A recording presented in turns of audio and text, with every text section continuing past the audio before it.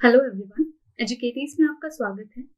मैं हूं स्तुति गौर और आज हम क्लास 10th हिस्ट्री का nationalism in India chapter start करने वाले हैं।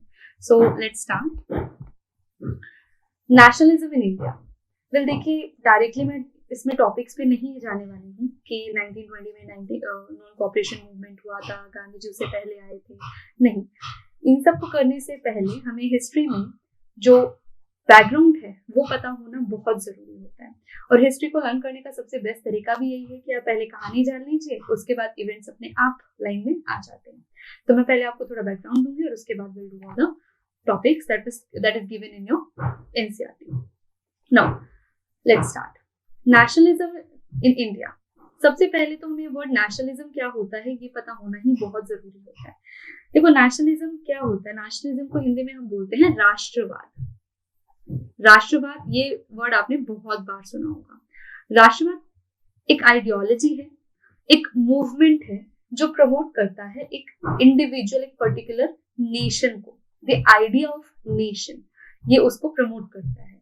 राष्ट्रवाद की भावना that we have a particular individual nation, okay, और वो नेशन सॉवरेन नेशन है, the idea of sovereignty.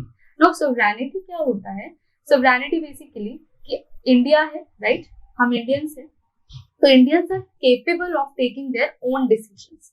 India के लिए जो भी डिसीजन लेना होगा वो इंडिया ले सकता है, इंडिया के लोग ले सकते हैं। हमें किसी बाहर की पावर की जरूरत नहीं है। जैसे कि आज हम देख रहे हैं अपने इंडिया में, एक इंडिपेंडेंट इंडिया में हम आज देख रहे हैं that we are a sovereign country, right. हम अमेरिका से पूछ के कोई डिसीजन नहीं लेते हैं या रशिया से पूछ के डिसीजन नहीं लेते हैं। तो initially when we were a colony, जब हम एक कॉलोनी थे, तो ये नेशनलिज्म का आइडिया धीरे धीरे स्प्रेड हो रहा था। तो नेशनलिज्म क्या है? It is an ideology and movement that promotes the interest of a particular nation. ये एक आइडियोलॉजी है, ये एक मूवमेंट है जो एक पर्टिकुलर नेशन के इंटरेस्ट को प्रमोट करता है, specially with the aim of gaining and maintaining the nation sovereignty. तो एम क्या होता है नेशनलिज्म का? To gain nation sovereignty, nation के सॉवरेनिटी को गेन करना, ओके।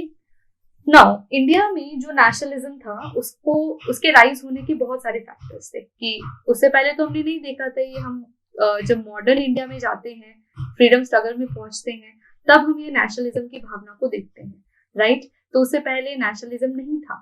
तो ये धीरे धीरे स्प्रेड हुआ कैसे? सबसे पहला रीजन था administrative unification of India.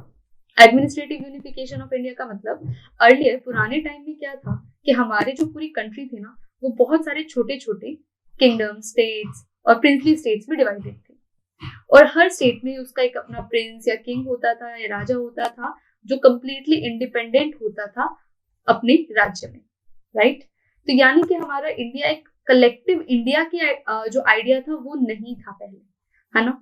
But later on जैसे जैसे ब्रिटिशर्स आए और धीरे धीरे उन्होंने ट्रेड से टेरिटरी को एक्वायर करना शुरू कर दिया और पूरे इंडिया को ब्रिटिश रूल के अंडर डाल दिया, यानी एक सिंगल रूल के अंदर डाल दिया। तो इससे क्या हुआ कि India according to the British वो एक यूनाइटेड टेरिटरी बन गई, पूरा इंडिया को एक एज अ होल देखने लग गए। तो एडमिनिस्ट्रेटिव यूनिफिकेशन हो गया था, जिसकी वजह से कॉमन सब्जेक्ट्स होते थे, कॉमन इंस्टीट्यूशंस पूरे इंडिया के लिए होते थे, and there were common laws जो पूरे इंडिया में अप्लाई होते थे under the Britishers rule.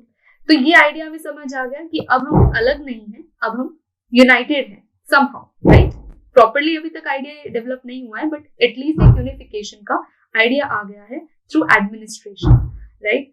Now इसके अलावा पॉलिटिकल यूनिटी जो थी उसकी वजह से भी कॉन्शियसनेस स्प्रेड हो रही थी। पॉलिटिकल यूनिटी का मतलब जो इंडियन नेशनल कांग्रेस है, डिफरेंट पॉलिटिकल पार्टीज आने लग गई थी, और उन पार्टीज को वो लोग ज्वाइन कर रहे थे जिनका सेम आइडिया है, राइट, अबाउट इंडिया। वो इंडिया के लिए सेम चीज चाहते हैं, है ना। तो पॉलिटिकल यूनिटी भी होने लग गई थी, जिसकी वजह से कॉन्शियसनेस आने लग गई थी कि यस, मतलब India is a nation somehow. Second reason is the economic causes. एक नेशनलिज्म, ये जो राष्ट्रवाद बढ़ रहा था कि इंडियंस चाह रहे हैं कि ब्रिटिश रूल अब हमें धीरे धीरे नहीं चाहिए, या हम अपने कंट्री में खुद डिसीजंस लेने के लिए केपेबल हूँ। तो ये जो आइडिया ये जो डेवलप हो रहा है उसका सेकेंड रीजन एक ये था कि इकोनॉमिक कॉजेस। हमने प्रीवियस क्लासेस में देखा है कि ब्रिटिशर्स की जो इकोनॉमिक पॉलिसीज थी वो इंडिया के फेवर में बिल्कुल भी नहीं थी, राइट। वो सिर्फ ब्रिटिशर्स को ही फायदा करती थी, जिसकी वजह से अलग अलग सेक्शंस जैसे पीजेंट्स हुए, मिडिल क्लास हुए, वर्कर्स हुए, उनका बहुत एक्सप्लॉयटेशन हो रहा था, राइट। तो economic causes were the main factor जो नेशनलिज्म को प्रमोट कर रहा था इंडिया में।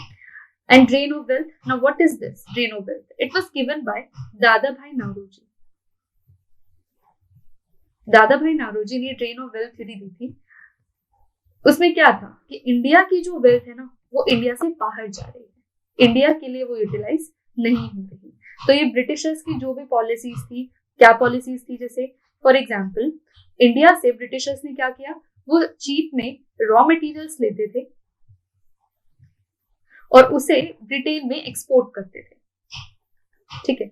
इंडिया से उन्होंने चीप रॉ मटेरियल खरीदा और ब्रिटेन में एक्सपोर्ट किया, और एक्सपोर्ट करने पे आपको ज्यादा टैक्सेस नहीं देने हैं। लेकिन अगर आप ब्रिटेन से या फिर अपना फिनिश गुड्स भेजना चाहते हो ब्रिटिशर्स को, तो आपको बहुत ज्यादा पैसे देने पड़ेंगे। सेम ऐसे ही ब्रिटेन में उन्होंने क्या किया कि इंडिया से जो फिनिश गुड्स आ रहा है उसकी ड्यूटी बहुत ज्यादा बढ़ा दी ताकि इंडिया के क्लोथ बहुत महंगे हो जाए और ब्रिटेन उन्हें इंपोर्ट ना कर पाए। तो इंडिया से चीप रॉ मटेरियल खरीद के वो ब्रिटेन में भेजते थे और ब्रिटेन के सस्ते गुड्स इंडियन मार्केट में फ्लड कर रहे थे, जिसकी वजह से इंडिया का पैसा भी बाहर जा रहा था और इंडिया की जो इंडस्ट्रीज थी वो भी डैमेज हो रही थी बहुत ज्यादा। तो ड्रेन ऑफ वेल्थ कि इंडिया की वेल्थ इंडिया में नहीं है, इंडिया से बाहर जा रही है, ठीक है। जैसे आज हम एक टर्म यूज करते हैं ब्रेन ड्रेन, राइट, कि हमारे इंटेलिजेंट लोग सारे बाहर काम कर रहे हैं, इंडिया में नहीं है। तो व्हाट इज ऑल्सो दैट कि इंडिया का इंटेलेक्चुअल जो ब्रेन्स है वो बाहर जाके काम कर रहे हैं बिकॉज उन्हें यहाँ ज्यादा अच्छी अपॉर्चुनिटीज नहीं मिल रही है। तो अगेन ब्रिटिशर्स ने भी ड्रेन करना स्टार्ट कर दिया था। Third, spread of western education and thought. Now धीरे धीरे जैसे जैसे टाइम एडवांस हो रहा था तो ये जो वेस्टर्न एजुकेशन और जो थॉट है वो स्प्रेड हो रहा था। ब्रिटिशर्स ने धीरे धीरे इंग्लिश को जो इंस्ट्रक्शन का मीडियम बनाना शुरू कर दिया था खुद की ही एडमिनिस्ट्रेटिव कन्वीनियंस के लिए, और कॉलेजेस में भी वो सिखाना शुरू कर दिया था, ठीक है। इसके बाद क्या हुआ, जो मॉडर्न वेस्टर्न आइडियाज थे वो इंडियन कल्चर में, इंडिया में एसिमिलेट हो रहे थे, मिक्स हो रहे थे। एंड धीरे धीरे ये भी देखा जाने लगा कि उस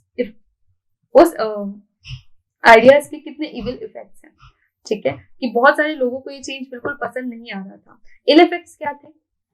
इंडियंस के माइंड में ये चीजें डाली जा रही थी कि इंडियंस आर इन्फीरियर, ठीक है, उनको कोई साइंटिफिक नो हाउ नहीं है, कोई उनका साइंटिफिक डेवलपमेंट्स नहीं हुई हैं, और it's a country of snake charmers only.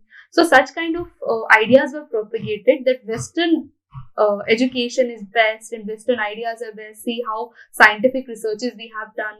तो ये सब चीजें इंडियंस के माइंड में एक inferiority complex डाल रहा था कि that West is superior only, ठीक है। तो ये आइडियाज भी जो नेशनलिस्ट लोग थे वो देख रहे थे, तो उन्होंने कहा कि ऐसे कैसे, तो एक आइडिया ऑफ इंडिया अगेन यहाँ पे डेवलप हो रहा था, है ना, कि ऐसा नहीं है।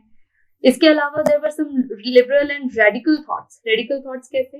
1916-17 में रशियन रेवोल्यूशन स्टार्ट हो गया था, राइट।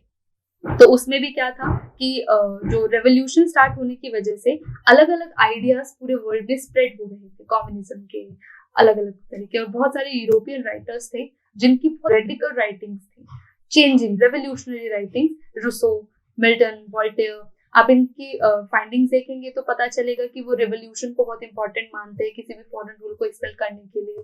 तो आइडिया ऑफ नेशन उनकी उसमें दिया गया है, सॉवरेनिटी की बातें उन्होंने कही गई है।